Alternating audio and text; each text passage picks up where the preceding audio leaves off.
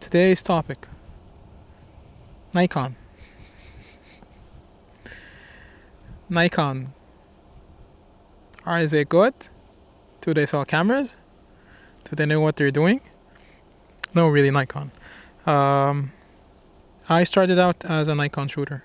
My first camera was a D3000.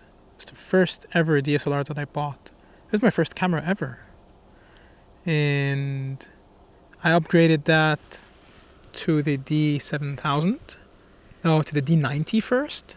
And then I upgraded that to the D7000. And then I upgraded that to the D800. And from there I shifted to Canon.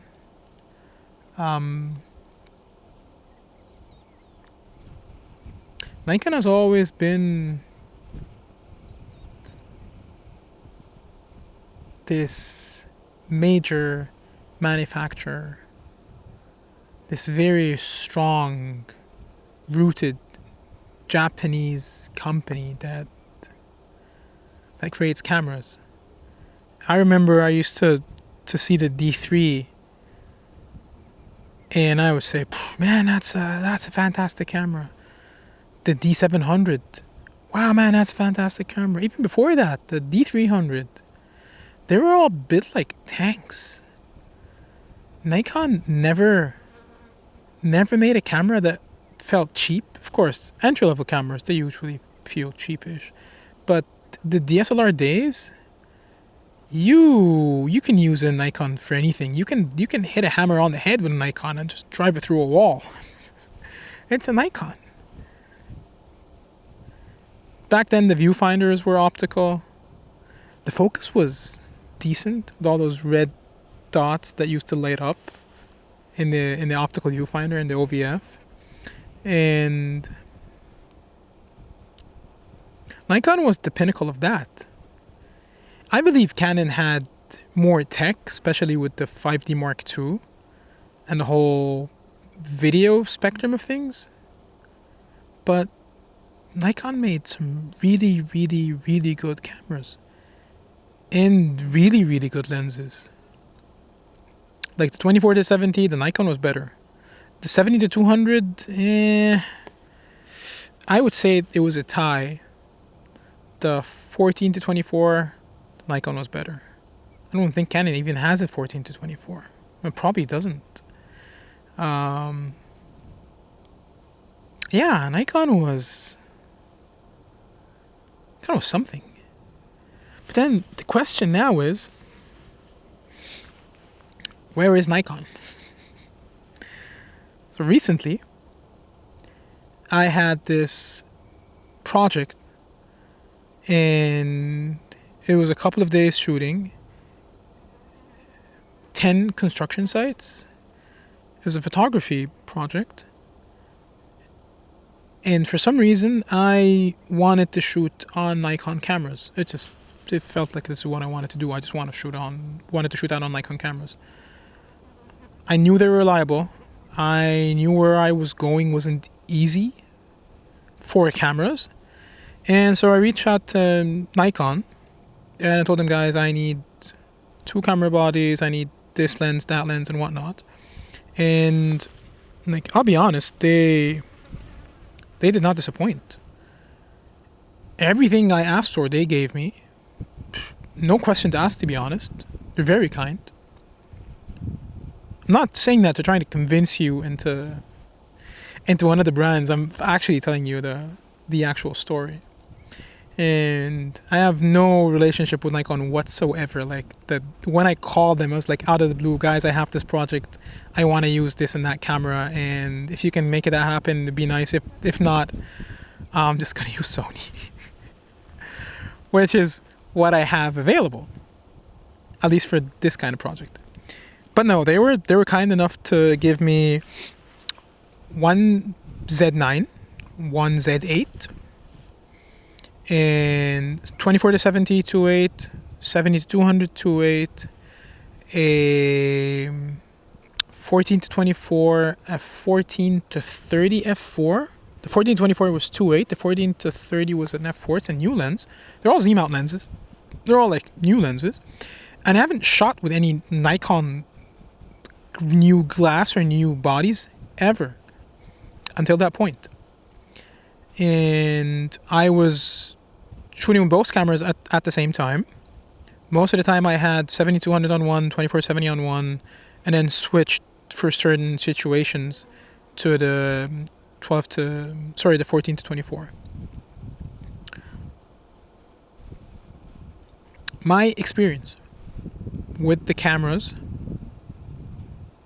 So first off, the cameras that I got, they weren't new, so they had signs of wear and tear. At least, I can tell what breaks on the camera, what scuffs or scratches, where the grip gets lost, what kind of buttons get abused, and so it's very obvious the state of the cameras.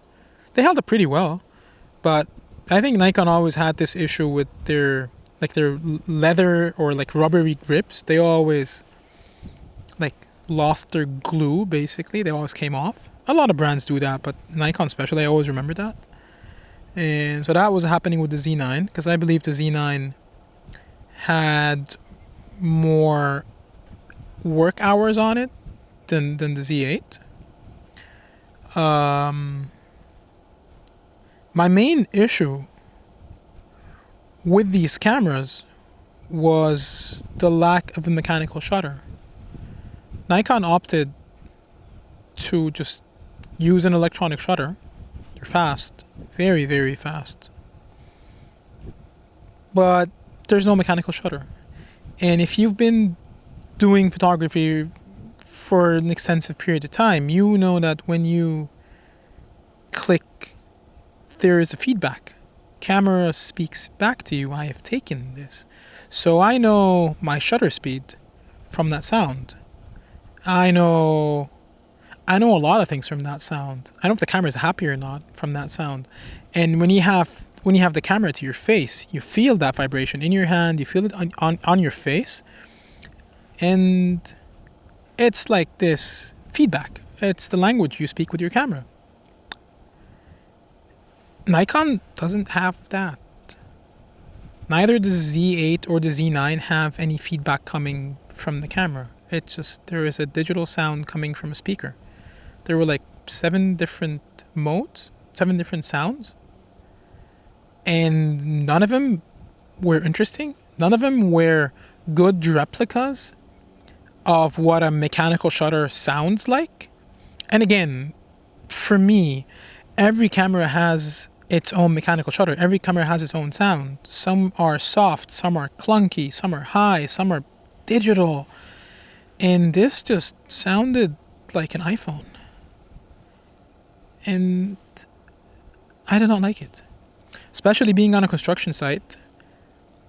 It's very loud, it's very noisy. So I had to crank the volume up all the way so that I can hear the shutter.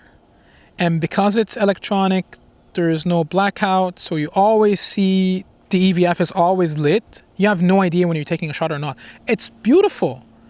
I have to say, it's beautiful with zero blackout. You click and then the EVF is always on. But there's no feedback. There was this bar that lit. It's like a white bar that just blinked whenever I took a shot. But that wasn't enough because I was focused on the composition. I don't care about the clicky bar. I don't look at that stuff. I just see the composition. And the more I shot with the bodies, I figured out they were fast. I enjoyed them. They're very robust. But there was no feedback. And I did not like that. I own the Nikon ZF.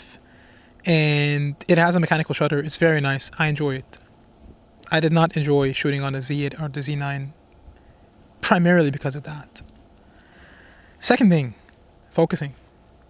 You would think that when they advertise AI focusing, that it would actually be AI focusing. But surprisingly, the focus is a lot better than what it used to be. But it unfortunately does not compare to what Sony has. And the tracking, the 3D tracking, it lost the subject without anything changing. It's a contrasty subject. Everything seems proper, but then it just loses the subject, you know? It just loses. If you recompose, it just loses the subject. So that wasn't very helpful. Batteries, Z9 battery, excellent. Excellent battery. Full day of shooting, no question asked. You just leave the camera on, monitor off, which is how I shoot. Monitor off, EVF on, and I just run. Excellent battery, beautiful. Z9, sorry, Z8, crap. It's a crap battery. It's the same battery I have in the ZF. It's a very small battery. It's outdated tech. And you need at least 3 of those batteries to run through a day. It reminds me of the old NP50 batteries from Sony, the smaller ones, the ones that were in the A7 and the A7 II. They're not as small, honestly. Those are like, I had to run like 10 of those just for a day's shoot. But again, they're small. I had to switch the camera on and off just to keep the amount of batteries that I had to last the whole day. And lastly, the colors. I was surprised at how accurate Nikon colors were, how the saturation was pretty spot on. The colors are very, very true to life. They don't accentuate it, they don't make things look better or nicer in any way, but they make it look the way it's supposed to look, the way it looks in real life. So if you're shooting skies, clouds, buildings, people, skin tones, what I shot, like tiles, interiors, workers, uniforms, helmets, it's a very good representation of real life. It's very, very good. Minor editing and it gets the job done. Minor color correction. And I believe one of the things I really struggled with with the D800 was the colors. The dynamic range of Nikon has always been very good. Like even in the DxO charts, you'd always see that Nikon sensors were like top. They see good color, they see good dynamic range, but the color representation wasn't as good. Nowadays, the colors, they're probably properly represented to where they're accurate, to where they're clinical. Like if I'm shooting products, it's good. If I'm shooting e-commerce, it's good. If I just need accurate colors, it's pretty good. But it's not beautiful. It's not pleasing. They're not pleasing colors. They're not Leica colors. They're not Hasselblad colors. They are just accurate colors. And again, for the purpose of what you're doing, if you get accurate colors, if you get good dynamic range, then that's it.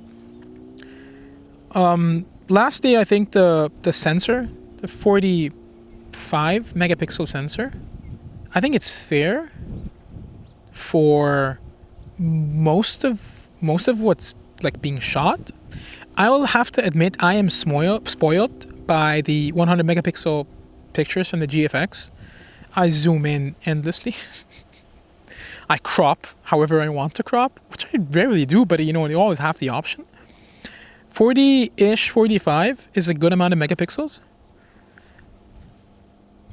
to where it is proper, to where it is professional. And I think if I needed 100 megapixels, I'd have just shot everything on the GFX, knowing that it would have been slower. Not that much slower, but it still would have been slower. The thing I want to